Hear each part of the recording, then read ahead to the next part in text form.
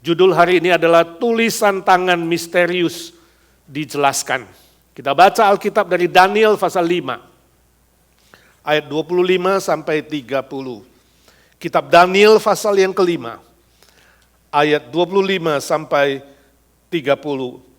Baca bersama-sama, demikian firman Tuhan. Maka inilah tulisan yang tertulis itu, Mene, Mene, Tekel, Ufarsin. Dan inilah makna perkataan itu, Mene, masa pemerintahan Tuanku dihitung oleh Allah dan telah diakhiri. Tekel, Tuanku ditimbang dengan raca dan didapati terlalu ringan. Peres, kerajaan Tuanku dipecah dan diberikan kepada orang Media dan Persia. 29, lalu atas tita Belsyazar dikenakanlah kepada Daniel pakaian dari kain ungu, dan pada lehernya dikalungkan rantai emas, dan dimaklumkanlah tentang dia, bahwa di dalam kerajaan dia akan mempunyai kekuasaan sebagai orang ketiga. 30, pada malam itu juga terbunuhlah Belsyazar, raja orang Kasdim itu. Saudara, suatu kali ada sepasang nenek dan kakek, orang senior yang sudah lanjut usia, mungkin 75 atau ke atas. Ya. Mereka itu adalah pasangan kekasih sejak mereka sekolah dulu sama-sama. Di SMP, di SMA, di kampung halamannya. Dan kini setelah mereka tua, mereka kembali ke kota mereka yang lama dan bernostalgia. Dan mereka baru merayakan ulang tahun pernikahan mereka yang ke-55. Lalu mereka ingin nostalgia berjalan bersama-sama menuju ke sekolah mereka dulu. Nah, sampai di sekolah itu kemudian mereka senang sekali mengingat masa-masa mereka pacaran. Ya, ada ruang kelas, ada tempat bermain, lalu mereka masuk ke kelas mereka dan si kakek kemudian menunjukkan meja tulis pada zaman dia muda dulu. Dia bilang, meja tulis masih ada di sini. Ingat Sally, dulu aku menuliskan namamu di sini. Dia cari-cari, ada ukiran tangannya. Sally, aku mencintaimu. Wah, senang sekali. Mereka bernostalgia di HUT ke-55 itu. Lalu mereka berjalan kaki pulang sama-sama dari sekolah menuju ke rumah mereka yang tidak jauh. Nah, waktu di tengah perjalanan itu, lewatlah sebuah mobil truk pembawa uang cash. Ya, arm truck gitu ya, yang truk yang dijaga itu. Waktu lewat itu jatuhlah sebungkus kantong berisi uang. Sally segera ambil.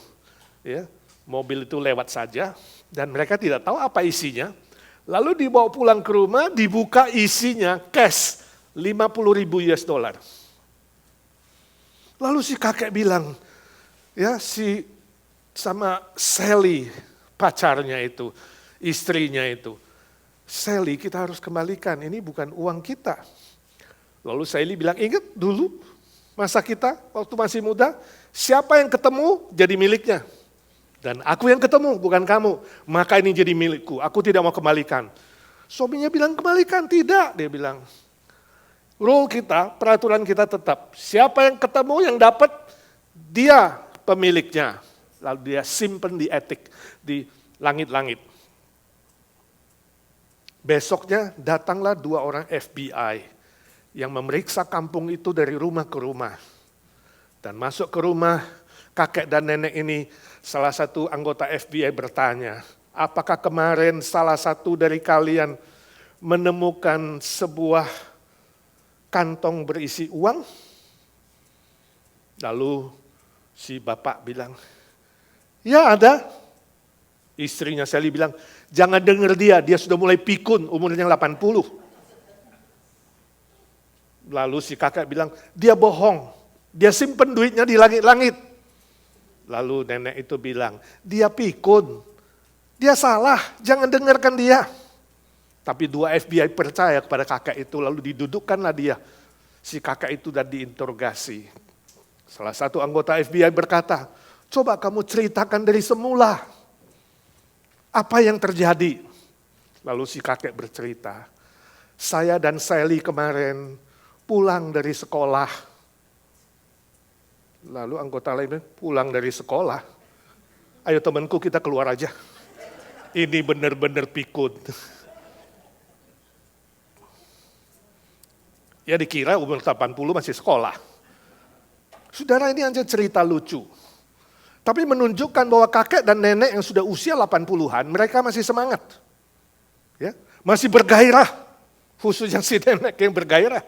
Masih bermanfaat, masih berguna. Oh, tentunya hari ini saya ingin bilang bahwa kalau Tuhan kasih saudara panjang umur, kakek nenek kita yang ada di Evergreen, anggota-anggota Ompol, jangan merasa tidak berguna. Kalau Tuhan izinkan kamu panjang umur di bumi ini, pasti ada gunanya. Apa? Pasti ada gunanya. Pasti ada manfaatnya. Tentu saya tidak harapkan saudara jadi si nenek yang berbohong itu, atau si kakek yang dianggap sudah mulai pikun, bukan itu. Tapi setiap kita yang hidup di bumi ini, berusia berapa saja, termasuk sudah 80 pun, pasti ada manfaatnya. Itulah Daniel. Daniel berusia 80-an. Tapi dia masih bersemangat, dia bergairah, dia menakjubkan, dia dipakai oleh Tuhan dengan luar biasa. Dengan tegas dia berani menegur Belshazzar atas segala dosa dan kesalahannya. Dengan tegas juga dia berani menyatakan imannya bahwa Tuhan Allah yang dia sembah adalah Tuhan yang maha tinggi dan maha kudus. Dan jangan sekali-kali menghujat nama Tuhan. Belshazzar ditegurnya dengan keras. Sehingga Daniel berkata, itu sebabnya Allah yang memegang nafasmu Belshazzar. Dia menunjukkan tangan ajaib dengan tulisan yang tidak kau mengerti. Yang membuat kau gelisah dan membuat kau takut. Itu konteksnya di pasal 5 ayat-ayat sebelumnya. Dan kemudian Daniel yang dipanggil Belshazzar itu terpaksa memohon, meminta kepada Daniel yang sudah senior itu untuk menjelaskan arti tulisan tangan misterius itu. Ada dua makna yang akan kita pelajari pagi ini. Yang pertama, arti dari tulisan ajaib itu, tulisan misterius itu adalah hidup Belshazzar ringan dan kerajaannya segera akan berakhir. Ayat 25 dikatakan Daniel membaca tulisan itu mene tekel farsin. Itu artinya dan. Sebenarnya 3 kata utama di situ adalah mene, tekel, dan farsin. Harusnya parsin, P. Tapi huruf P kalau bertemu dengan U harus dibaca F. Jadi mene, tekel, farsin. Ketiga istilah yang muncul, mene, tekel, dan parsin itu adalah ukuran timbangan. Ya, yaitu mina, shikal, ya, dan setengah. Dari shikal atau setengah shikal. Harusnya Belshazzar dan orang-orang timur kuno di Babel itu bisa membaca tulisan ini. Sebab ini adalah latar belakang Arami dan Ibrani. Tapi kenapa dikatakan Belshazzar dan semua pembesarnya dan orang-orang bijak di Babel tidak mengerti? Kenapa? Sebab tulisan ini muncul dalam bahasa gambar. Dalam bahasa simbol, yang kalimat-kalimatnya di situ tidak bermakna. Jadi mereka bingung. Hanya Daniel orang bijaksana dari Tuhan. Hanya Daniel yang mendapat hikmat dari Allah yang maha tinggi itu dimampukan untuk membacanya. Ayat 26, mene atau mina itu artinya masa pemerintahan Belshazzar ibarat uang mina. Uang mina yang telah dihitung oleh Allah dan akan berakhir. Uang yang kecil yang segera akan berakhir. Lalu kata tekel ayat 27 itu ya dari kata shikal ya sama dengan shikal artinya hidup Belshazzar itu ibarat shikal yang ditimbang dengan neraca. Neraca timbangan 1 shikal, 2 shikal, setengah shikal ya sangat ringan, ternyata diketemukan sangat ringan. Timbangan yang sangat kecil juga. Dan kemudian sebenarnya makna dari shikal ini juga bisa berarti ringan atau tidak mulia. Ibarat kalau saudara timbang emas itu emasnya nggak murni begitu. Jadi ringan di sini berarti bahwa hidup dari Belsyazar itu tidak berbobot mulia. Tidak ada nilai kemuliaan di dalamnya. Nilainya itu nilai yang sementara saja. Kemudian kata parsin atau peres itu artinya setengah atau dipecah atau dibagi-bagi. Artinya kerajaan Belsyazar segera akan terpecah dan terbagi-bagi kepada orang Media dan orang Persia. Nah, uraian ini tidak berarti bahwa Babel itu akan terpecah dua. Sebab apa? Sebab ketika Babel ditaklukkan oleh Raja Koresi, justru dia mempersatukan Media dan Persia. Istilah Media dan Persia dipakai waktu zaman itu. Dan setelah Koresi nanti merebut kerajaan Babel, dia balik. Disebutlah Persia Media. Dan berapa tahun kemudian, karena Koresi orang Persia, dia menyebut seluruh kerajaannya adalah kerajaan Persia.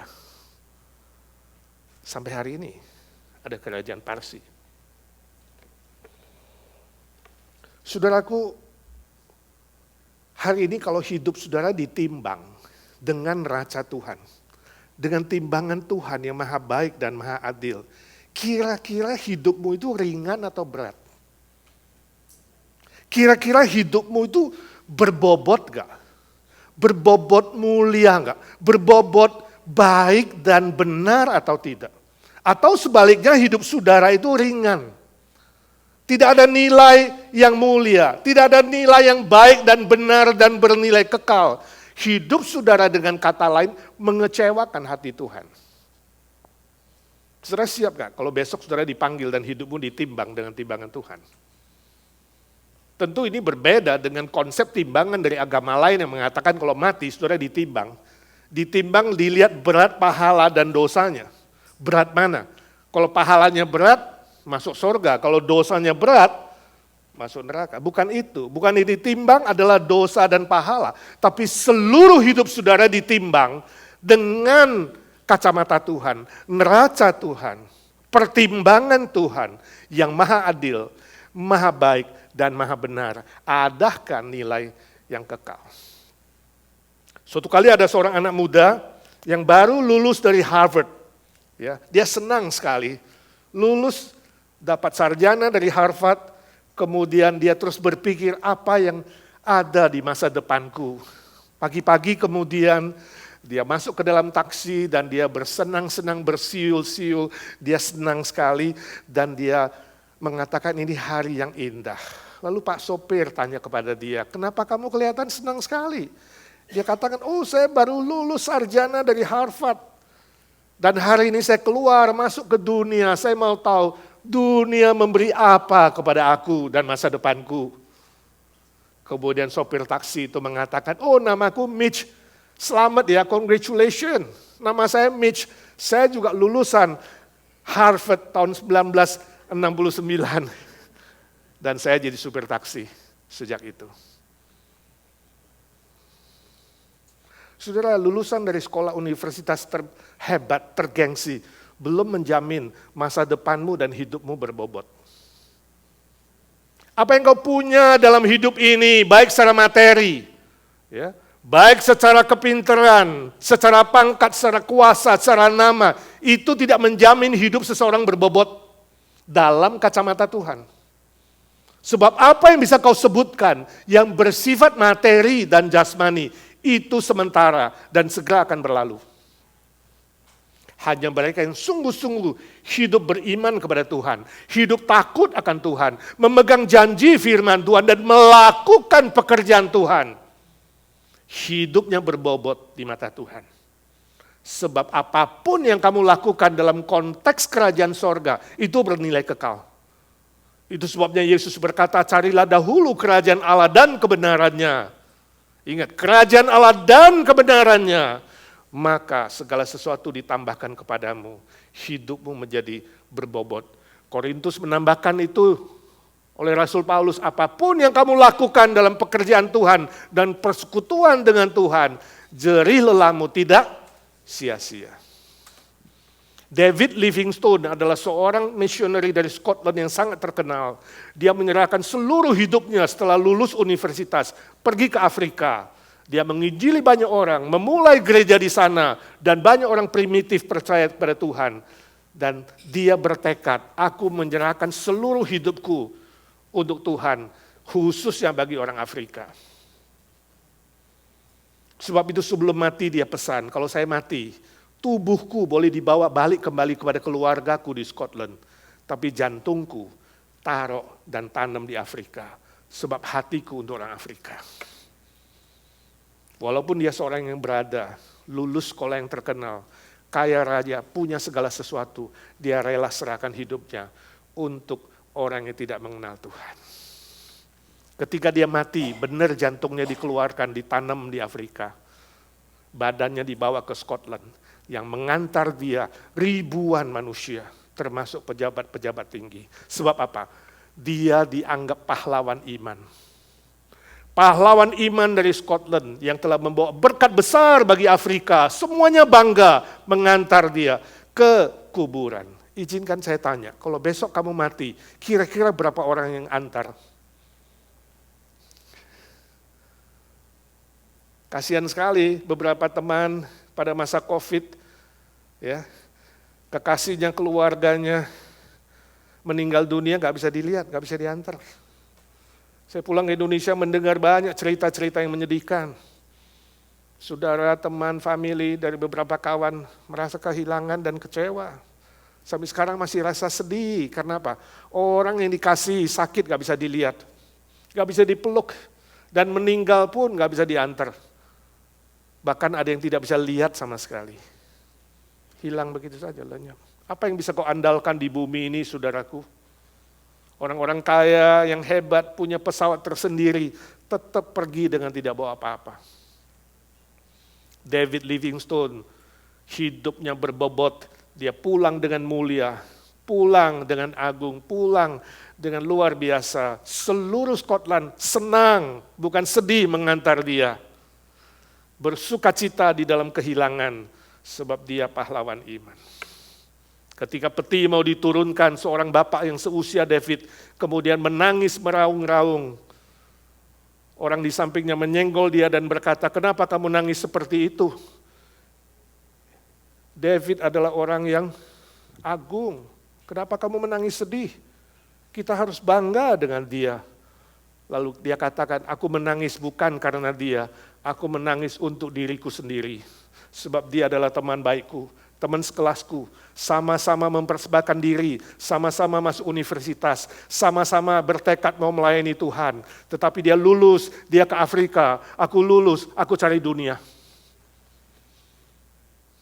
Aku kira dunia bisa memuaskanku, aku kira dunia bisa memberiku kebahagiaan dan sukacita. Tapi hasilnya nol dan sia-sia. Sekarang aku sudah tua dan hampir mati. Aku menyesal, aku belum melayani Tuhanku. Saudara, kalau besok engkau meninggal, kira-kira kamu menyesal gak? Belum terlambat, Tuhan belum mencabut nyawa saudara. Katakan, Tuhan, beri aku panjang umur. Beri aku kesehatan, beri aku kemampuan, beri aku kesempatan untuk memakai waktuku dengan bijaksana. Seperti ayat pembimbing tadi, Musa berdoa, ya Tuhan ajar kami menggunakan hari-hari dengan bijaksana. Sehingga waktu saudara meninggalkan dunia ini, sebelum nafas terakhir kau hembuskan, kau tidak pernah menyesal. Sebab ketika kau ditimbang, hidupmu berbobot dan bernilai kekal. Amin. Yang kedua, tulisan tangan misterius segera dilaksanakan. Ayat 29, setelah Belshazzar mendengar semua itu, dia berikan hadiah seperti yang dia janjikan kepada Daniel. Daniel pernah bilang, aku tidak mau segala itu. Tetapi dia tetap terima, bukan karena dia haus akan hadiah, tapi dia menghargai Belshazzar. Dia punya karakter dan etiket yang baik. Sedangkan dari Belshazzar, dia berikan semua itu dengan harapan. Kalau Tuhannya Daniel bisa membebaskan dia dari hukuman yang sudah diumumkan Tuhan. Ini yang dilakukan oleh orang dunia kan. mencoba menyogok Tuhan, supaya Tuhan baik-baik sama dia. Kalau sudah hampir terjadi hukuman, kemudian menyogok Tuhan dengan materi, menyogok Tuhan dengan hadiah, jangan coba lakukan kias-mengkias dengan Tuhan yang sejati. Filsafat hidup kias tidak laku di sini. Kalau Tuhan bilang A, harus lakukan A. Kalau Tuhan bilang B, harus lakukan B. Sebab firman-Nya selalu ya dan amin. Dan pasti akan digenapkan. Itu sebabnya ayat 30. Belshazzar mati malam hari itu. Menurut catatan sejarah yang ditulis oleh Nabonidus Chronicle, dia raja, dia ayahnya dari Belshazzar. Dia bilang sebenarnya Raja Koreshi itu sudah masuk ke kota yang namanya Shipar, 75 km dari Babel. Ini beberapa hari sebelumnya. Beberapa hari sebelumnya dia sudah diingatkan. Ingat, Koreshi telah masuk ke kota Shipar, 75 km dari Babel. Harus siap siaga. Tapi Belshazzar tidak dengar. Nabonidus meninggalkan anaknya. Beberapa hari, 2-3 hari sebelumnya. Tapi Belshazzar masih melakukan pesta gila, pesta mabuk-mabukan. Dan sejarah yang kemudian dituliskan oleh Herodotus dan Xenophon, keduanya berkata, pada hari itu Raja Persia yang bernama Koreshi telah membelokkan aliran air di bawah kota Babel. Di bawah kota Babel itu ada aliran air seperti sungai. Sehingga itu menjadi tembok. Pasukan-pasukan tidak bisa masuk ke Babel sebab aliran sungai itu. Tapi Koreshi telah membelokkan aliran itu ke tempat yang lain. Luar biasa strategi dia. Sehingga sungai atau aliran besar di bawah kota Babel menjadi kering. Tentara masuk hari itu. Dan malam itu Belshazzar dibunuh.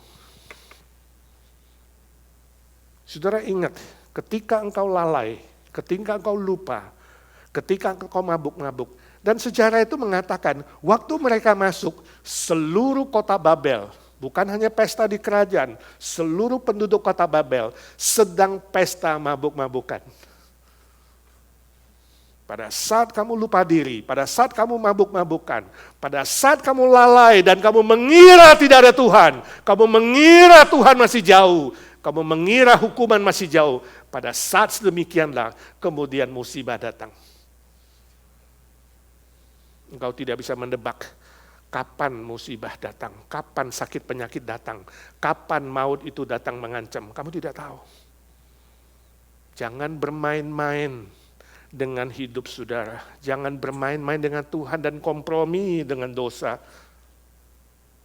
Sebab pada saat kamu lalai, pada saat kamu lupa, pada saat itu juga kemudian badai datang menerpa.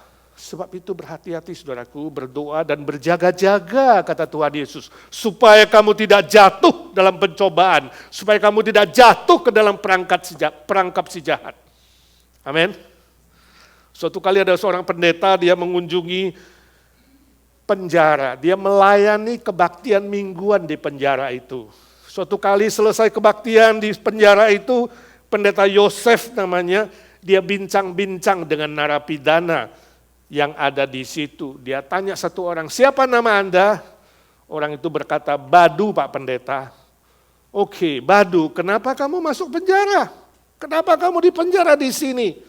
Badu bilang, saya mencuri Pak Pendeta. Oh mencuri, apa kamu tidak tahu mencuri itu dosa? Tahu Pak Pendeta. Lah tahu kenapa masih mencuri? Tujuannya Pak Pendeta, saya ingin mengajar orang, mendidik orang-orang sesuai dengan kata Alkitab. Loh maksudmu apa? Mendidik orang sesuai Alkitab. Ya kan Tuhan bilang dalam Alkitab bahwa Tuhan akan datang seperti pencuri Pak Pendeta.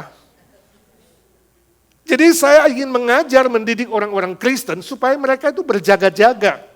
Jangan sampai pencuri itu datang, mereka gak siap. Kasian kan Pak Pendeta? Lalu Pak Pendeta, kamu itu sembarangan aja memakai Alkitab. Ya, sembarang mencomot Alkitab, itu namanya comotologi. Jadi main comot aja. Atau itu namanya kamu asal cocok-cocokin, itu disebut cocokologi.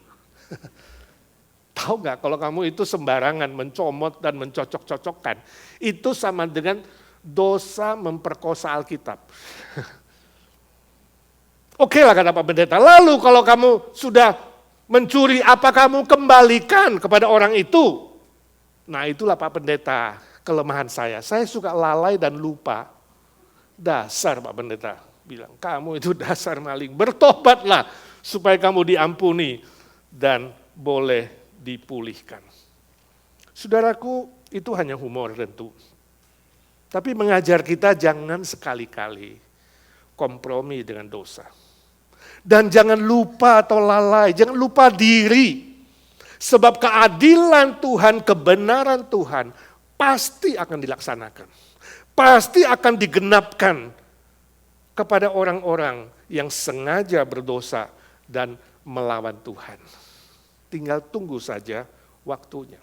Sebab apa? Sebab firman Tuhan tidak pernah salah. Sebab firman Tuhan pasti akan dilakukan dan digenapi. Walaupun saudara hari ini engkau menghadapi banyak tantangan, cobaan, ujian, godaan, bertahan. Bertahan dan tetap setia berpegang kepada firman Tuhan. Jangan menyimpang. Maka suatu hari kamu pasti akan mengalami kebaikan dari Tuhan. Amin. Suatu kali ada seorang anak, dia mengeluh kepada papanya. Dia mengatakan, "Papa, kenapa hidup ini susah sekali? Hidup ini selalu banyak persoalan, masalah tidak habis-habis. Yang satu selesai, datang yang lain. Yang lain selesai, datang lagi yang lain. Pak, kenapa demikian?" Nah, papanya itu seorang koki, tukang masak. Lalu papanya mengatakan, "Anakku, mari ke dapur." Jadi papa ajak anaknya ke dapur. Dia nyalain 3 kompor, dia ambil 3 panci, dia isi dengan air, taruh di kompor 1, kompor 2, dan kompor 3. Anaknya hanya melihat. Apa yang mau papa lakukan? Lalu di panci yang pertama, papanya memasukkan wortel. Panci kedua dimasukkan telur. Dan panci ketiga dimasukkan bubuk kopi. Lalu air itu dipanasi 20 menit lebih, bahkan sampai mendidih. Lalu anaknya bertanya, "Papa, ini apa maksudnya?" Setelah selesai direbus, papanya kemudian mengambil wortel itu, taruh di mangkok, mengambil telur itu, taruh di mangkok, dan kemudian mengambil tepung kopi yang sudah jadi kopi itu, juga taruh di mangkok. Dan papanya berkata, "Lihat anakku, tadinya wortel ini keras dan kuat. Tapi setelah direbus sampai mendidih, dia menjadi lembek dan gampang hancur. Tadinya telur ini punya kulit yang lembut, dia bisa melindungi sebuah kehidupan. Tapi kemudian air mendidih itu telah mematikan kehidupan di dalamnya. Kulit telur itu menjadi mudah retak. Lihat dia sudah retak. Dan isinya mengeras. Dan lihatlah kopi ini. Setelah dia direbus, bahkan sampai 20 menit lebih, dia mengubah air sehingga menjadi kopi yang harum dan wangi. Nah, kira-kira hidupmu seperti wortel, seperti telur, atau seperti kopi? Ketiganya mengalami proses yang sama, tapi reaksinya berbeda. Reaksinya berbeda. Kamu yang mana? Kamu seperti wortel yang tadinya begitu kuat kemudian jadi lembek dan gampang hancur? Kamu tadinya lembut tapi kemudian jadi mudah pecah, fragile? Atau kamu seperti kopi, walaupun makin panas sampai 100 derajat, justru kamu bisa mengubah itu air menjadi minuman yang nikmat. Mengertikah engkau anakku? Anaknya manggut-manggut, tanda mengerti. Saudara mengerti gak sih? Saya tidak tahu apa reaksimu dan responmu Kalau datang kesusahan, datang penderitaan, datang tantangan, datang cobaan. Apakah kamu ibarat wortel? Yang tadinya sebelum ada masalah itu kamu kuat, kamu mantap, kamu teguh. Tapi begitu badai menyerang kamu, begitu ada kesusahan, ada sakit penyakit, ada penderitaan, kamu kemudian menjadi manusia yang lembek, yang gampang menyerah, yang gampang putus asa, dan gampang dihancurkan. Apakah penderitaan telah mengubahmu menjadi lebih buruk atau lebih baik? Jangan seperti wortel itu. Bukan Walter ya, wortel. Atau selama ini kamu seperti telur, yang tadinya hati kamu lembut, kamu dinamis, kamu bisa melindungi sesuatu yang hidup. Tapi karena ada kematian dalam hidupmu, mungkin kekasihmu meninggal. Mungkin anakmu, mungkin istrimu, suamimu meninggal. Mungkin kamu patah hati, mungkin kamu putus cinta. Mungkin bisnismu bangkrut, mungkin kamu di PHK. Semua kesusahan itu kemudian membuat hidupmu secara luar sangat rapuh, gampang retak, gampang pecah, gampang tersinggung. Dan di dalammu kemudian menjadi keras. Karena kamu menyimpan kepahitan, menyimpan rasa sakit hati, menyimpan benci dan dendam. Jangan seperti itu, jangan. Jangan karena penderitaan, kesusahan dan tantangan mengubah kamu yang tadinya indah, kemudian menjadi tidak indah. Tapi jadilah seperti kopi, semakin panas airnya, bukan engkau yang diubah, tapi engkau mengubah air itu. Penderitaan, kesusahan, kesulitan, ujian membuatmu lebih bergairah, bersemangat, membuat kamu bisa mengubah suasana, mengubah situasi, bahkan hidupmu membawa nikmat, membawa berkat di tengah-tengah penderitaan dan kesusahan yang kau alami. Amin. Tergantung saudara mau lebih baik atau lebih tidak baik, saudara punya free will, kehendak bebas untuk memilihnya.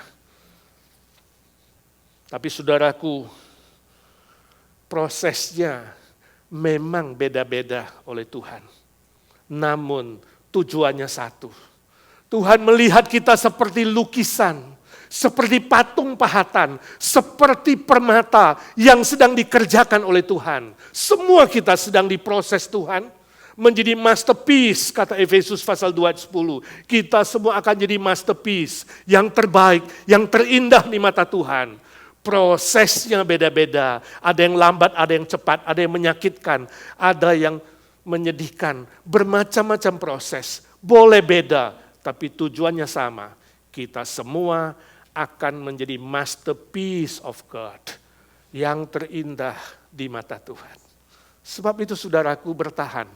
Sebab itu saudaraku tetap beriman. Sebab itu saudaraku tetap setia menantikan Tuhan. Maka karyanya yang ajaib akan kau alami dan hidupmu berkenan kepada Tuhan, menjadi berkat bagi banyak orang di muka bumi ini. Amin. Mari kita doa. Ya Tuhan, suara hamba-Mu sudah berhenti. Hamba minta biar suara Roh Kudus terus berbisik-bisik di setiap hati kami, di pikiran kami Tuhan. Beri kami kerendahan hati untuk menerima semua proses pembentukan Tuhan. Proses yang Tuhan izinkan untuk membentuk kami, mengolah kami, menjadikan kami masterpiece. Sebuah hasil yang terindah, terbaik di mata Tuhan. Sehingga hidup ini berkenan kepadamu ya Tuhan. Dan hidup kami boleh menjadi berkat bagi orang lain.